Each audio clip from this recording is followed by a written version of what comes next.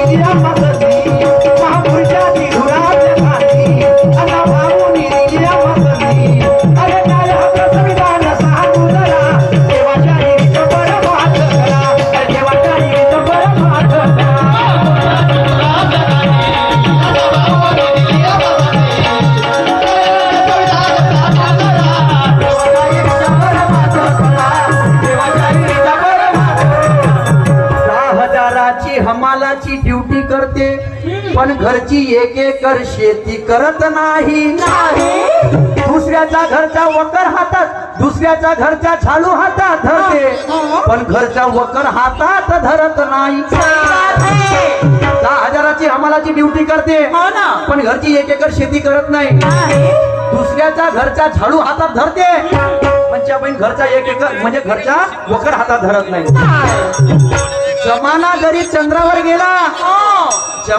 चंद्रावर गेला तरी त्याले पोळी गव्हाची खावं लागल आणि एक वेळी या देशामध्ये त्या मंदिरापेक्षा पाया या शेतकऱ्याचा पडावं लागल शेती विका नको बांधवानो शेती शिवाय जीवन कटणार नाही आणि शाहीर सुरत दाव्यानं सांगते इथून 5 वर्षानं शेतीनं मुलगी भेटणार नाही दोन गोष्टी एक मुलगी नाही भेटणार आणि पहिली म्हणजे शेती आणि म्हणून कर्मेश्वर तहसील पैशानं लबालबा कारण आहे त्याचा म्हणलं पुरे कास्तकारा संत्र्याचे व्यापारी आणि माईकडे झाले पुरे भिकारी करणार कामकीवाले पुरे नागपूरचे माल घेऊन बसले आणि ते बसले तर बसले शेती विकायला खाली नाहीये आणि आमच्या लोकांनी विकून टाकले हायवे गेला तर आता डब्बा मागून कंपनीत जाते आणि तुम्ही लोक पहा बरं थाटानं मस्त संत्र काढायचे मस्त तमाशा पाहायचा हे शेतकऱ्याच्या आता वेळी आले म्हणजे शेतकऱ्याच्या दिवसाला सुरुवात झालेली बांधवानो शिकण्यासारखं आहे जे वास्तविकता ते मांडतो शिकवण संताचा संत नामदेव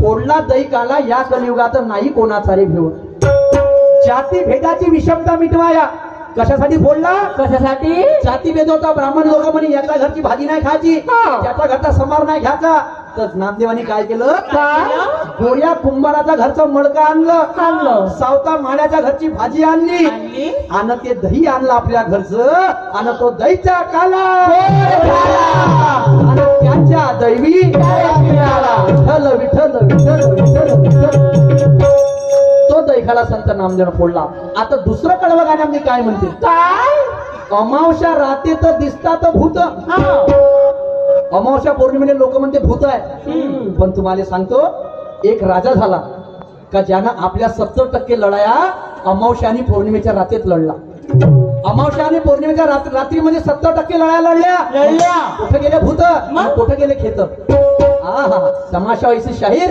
अरे शायर होना आसान बात नहीं इसके लिए दिन में सोना और रात को जगना पड़ता है तब जाके कोई अच्छा शायर बनता है ये ठेकेदार लोग कहते हैं शाहीर ये सब बातें हमको मत पता हमको सिर्फ अच्छा कार्यक्रम मांगता है किसको बताओ भैया शायरों की दुख भरी दास्तां किसी ने ना जानी किसी ने ना मानी है मैं पल दो पल का शायर हूँ पल दो पल मेरी कहानी है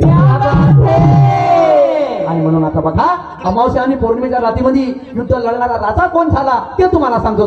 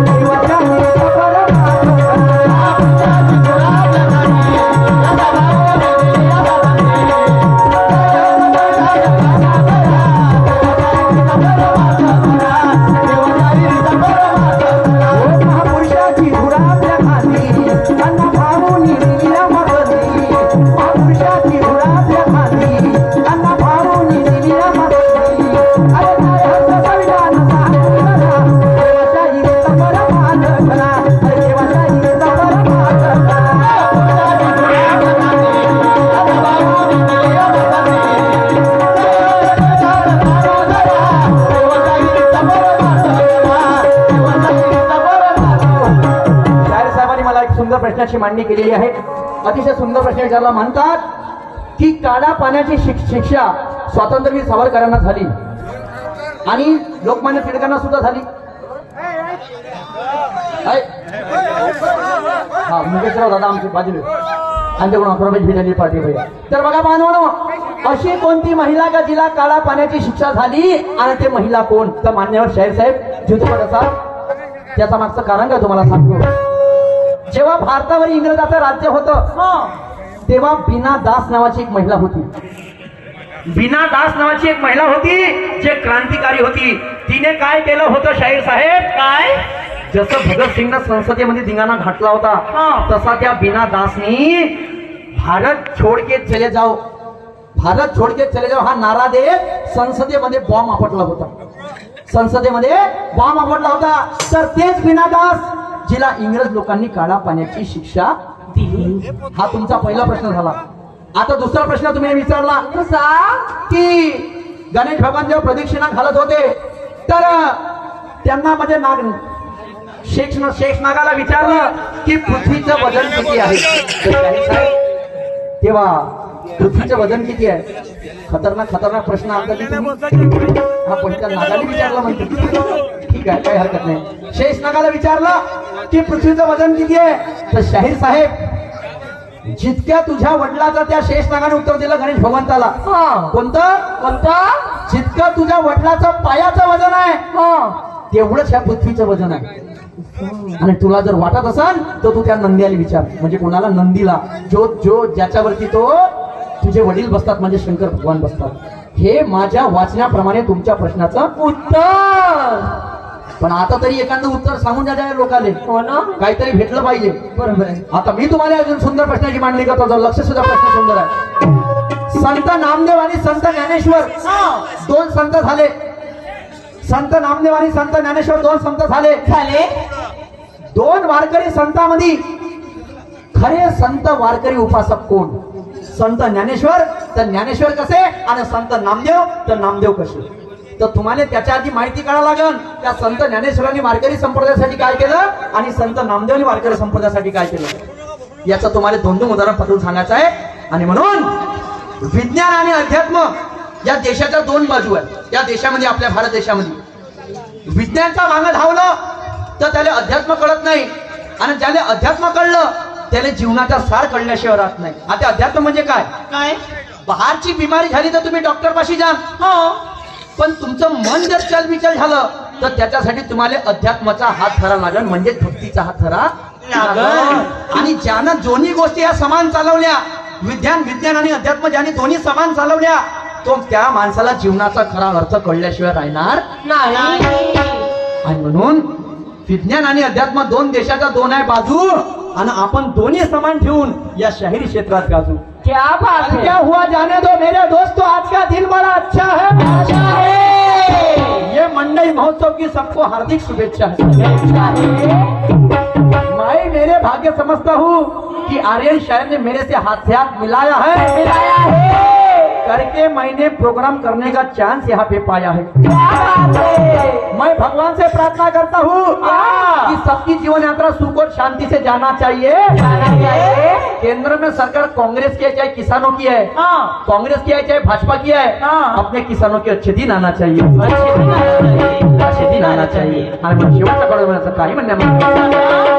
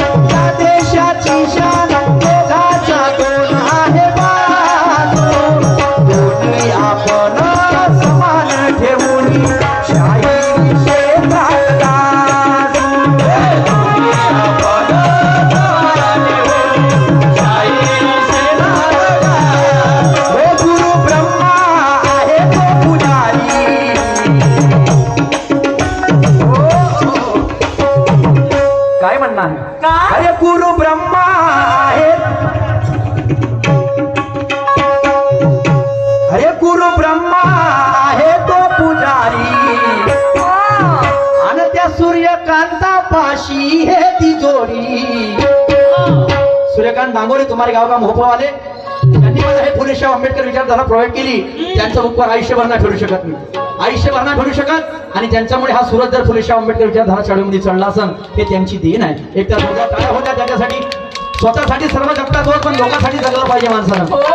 आणि म्हणून काय म्हणतो सर लक्ष असू द्या.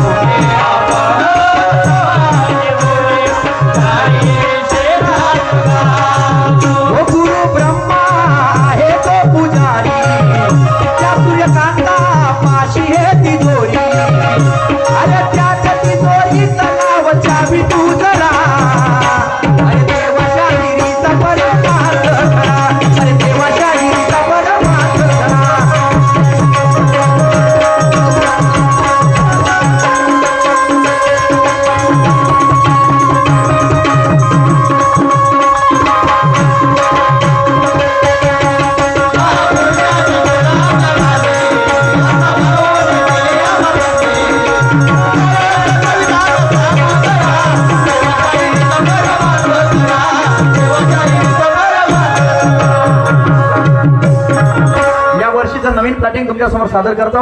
जरा शांतपूर्वक लक्ष असू द्या.